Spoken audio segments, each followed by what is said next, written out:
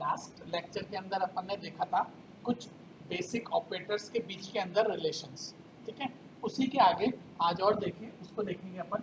किसी फलन के समान दूरी वाले पद जिसमें एक या अधिक, एक या दो मान अज्ञात, मतलब आपके पास x के मान दे रखे, उसके कॉरस्पॉन्डिंग fx के मान दे रखे, लेकिन जैसे x के मान दे रखे हैं आपको, उसके कॉरस्पॉन्डिंग fx के मान दे रखे, लेकिन इनमें से कोई एक पद है ना, मान लीजिए आपको नहीं दे रखा, ठीक है, fx का कोई एक मान या एक से ज्यादा मान आपको नहीं दे रखा, तो जो मान नहीं दे रखा उसको कैसे ज्ञात करेंगे वो देखते हैं कि फलन के समान दूरी वाले पद जिसमें एक या दो मान अज्ञात हो उनको कैसे अपन ज्ञात करेंगे वो देखते हैं। उनके उसके अंदर दो विधियां हैं। एक विधि पहले देखते हैं कि मान लीजिए आपके पास fx फंक्शन है, इस fx फंक्शन के अंदर x के जो समान दूरी वाले मान है उसके कॉरस्पॉन्डिंग fx के भी मान दे रखे, ठीक है।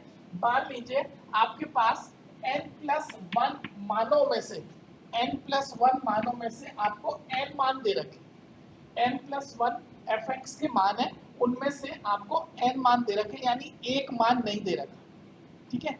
इसका मतलब हुआ कि जब fx को आप एक बहुपद के रूप में लिख सकते हो, किसका, n-1 कोटि का, क्योंकि n मान दिए हुए, fx के n मान दिए हुए, इसलिए fx को आप n-1 कोटि, n-1 कोटि के बहुपद के रूप में लिख सकते हो।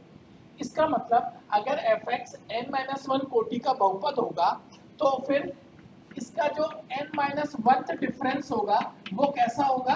अच्छा, अगर फंक्शन fx n-1 कोटि का बहुपद हुआ, n-1 कोटि का बहुपद है, तो फिर fx का जो n-1 डिफरेंस है ना, वो कांस्टेंट होगा, अचर होगा। और nth डिफरेंस कैसा होगा ये अपन पहले देख चुके हैं। nth डिफरेंस कैसा होगा, 0। अगर कोई फंक्शन पॉलिनोमियल के रूप में या बहुपद के रूप में n कोटि का है, ठीक है ना, तो उसका n-1 जो n-1 कोटि का है मान लीजिए, तो उसका n-1 कांस्टेंट जो डिफरेंस है वो अचर होता है और nth डिफरेंस उसका 0 होता है। ये अपन ने पहले देखा था, उसी को लेके चल रहे हैं।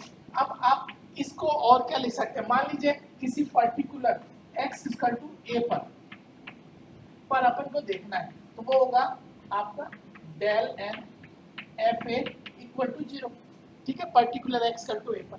इसको अपन थोड़ा सा सॉल्व करें तो ये लिखा जा सकता है e-1n fa = 0, ठीक है। और इसको अपन खोल दें तो ये आएगा en-nc1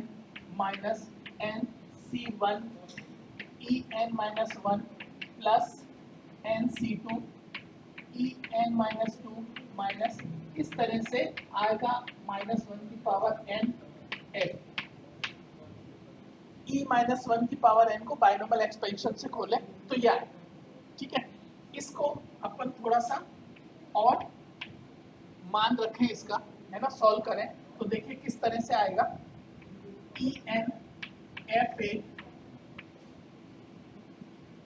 en-fa minus nc1 en-1 fa plus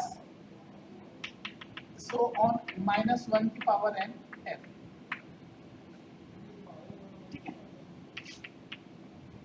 ये थोड़ा सा और सॉल्व करें तो ये आएगा fa + nh, जब e⁴n fa पर ऑपरेट होगा तो fa + nh minus nc1 fa + n-1h, ऐसे आगे आता जाएगा और लास्ट में -1n f,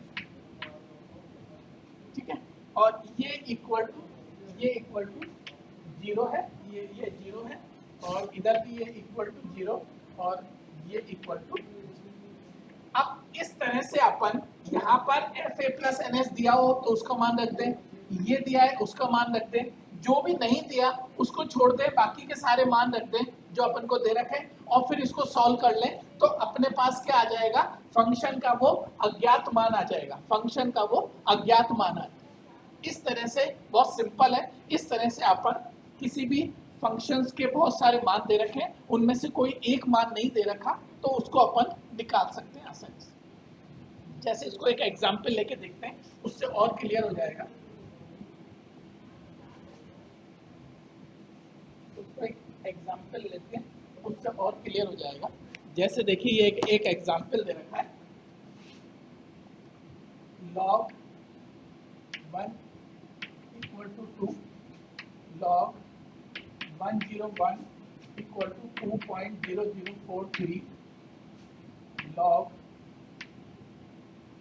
103 equal to 2.0128, log 104 2.0170 और log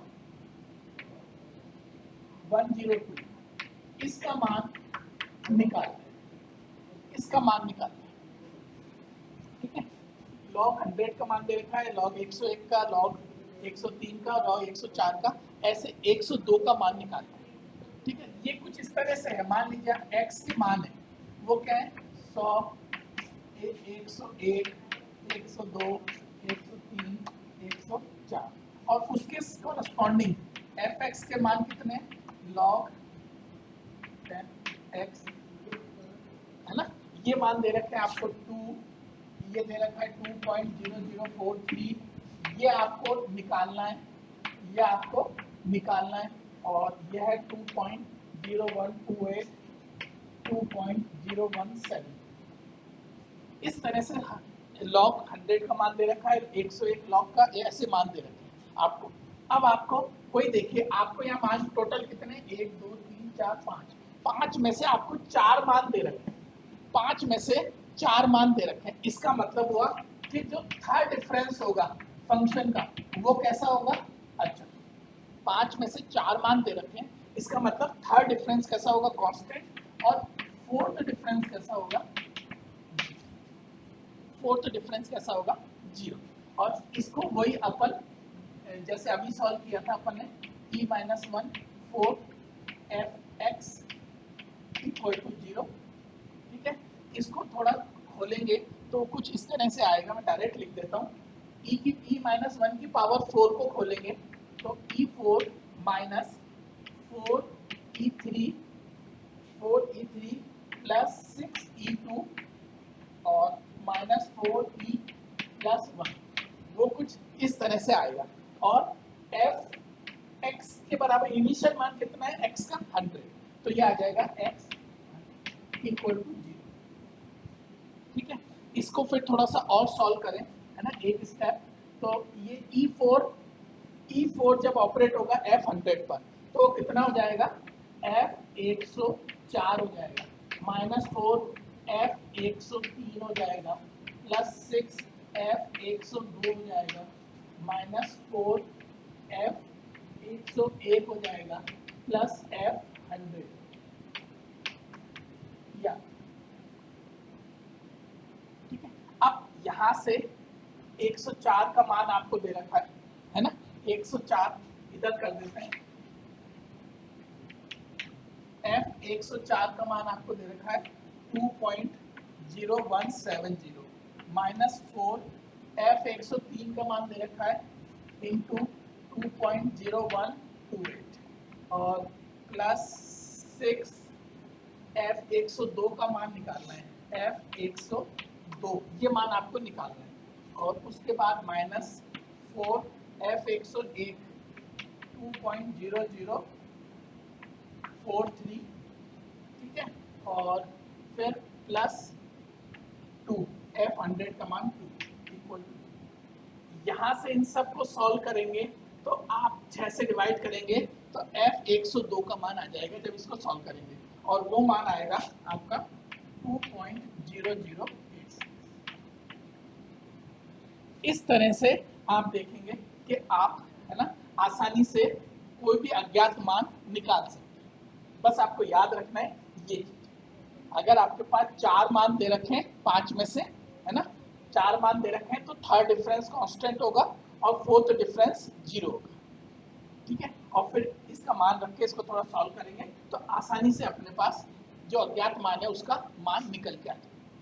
ये एक विधि थी, ऐसे एक और विधि है इसका अज्ञात मान निकालने का, वो क्या है देखिए।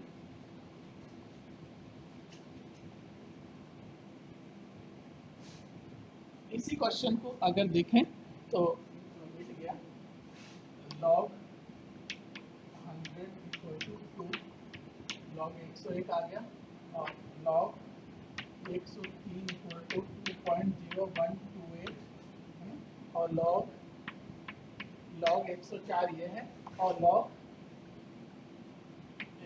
102 अपन को निकाल।